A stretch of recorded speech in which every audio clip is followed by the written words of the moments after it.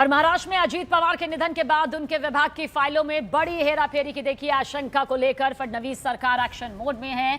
मुख्यमंत्री देवेंद्र फडणवीस ने 75 विद्यालयों को दिया अल्पसंख्यक शिक्षण संस्थान के दर्जे पर रोक लगाने का आदेश दे दिया है। सीएम देवेंद्र फडणवीस ने पूरे मामले की उच्च स्तरीय जांच के आदेश भी दिए। उन्होंने साफ कहा कि अगर 75 विद्यालयों की फाइल जारी करने में किसी तरह की गड़बड़ी सामने आती है तो दोषियों के खिलाफ सख्त कार्रवाई की जाएगी। अधिकारियों के मुताबिक उप मुख्यमंत्री अजीत पवार के निधन के फौरन बाद यानी कि 28 जनवरी से 31 जनवरी के बीच 75 संस्थानों को अल्पसंख्यक दर्जा दिया गया।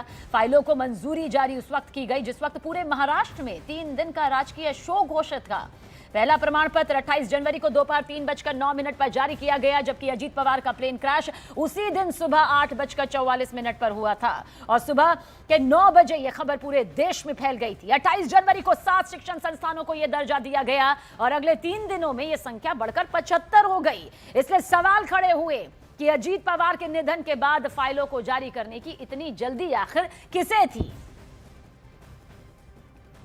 दरअसल महाराष्ट्र में अल्पसंख्यक विकास विभाग अजीत पवार ही संभाल रहे थे। यह विभाग अब उनकी पत्नी सुनेत्रा पवार के पास है, जिन्होंने हाल ही में उप मुख्यमंत्री पद की शपथ ली है। सरकारी सूत्रों के मुताबिक मुख्यमंत्री देवेंद्र फडणवीस ने अजीत पवार के निधन के बाद जारी की गई सभी मंजूरियों, अनुदानों और प्रमाण पत्रों की गहराई से जांच के आदेश दिए और सभी मंजूरियों पर अस्थायी रोक लगा दी। एक वरिष्ठ सरकारी अधिकारी ने पुष्टि की है कि मामले को गंभीरता से लिया गया और अब यह जांच की जा रही है कि संबंधित संस्थानों की फाइलों पर पहले ही अजीत पवार के सिग्नेचर हो चुके थे या फिर उनके निधन के बाद किसी स्तर पर अनियमितता या फिर हेरफेर की गई है।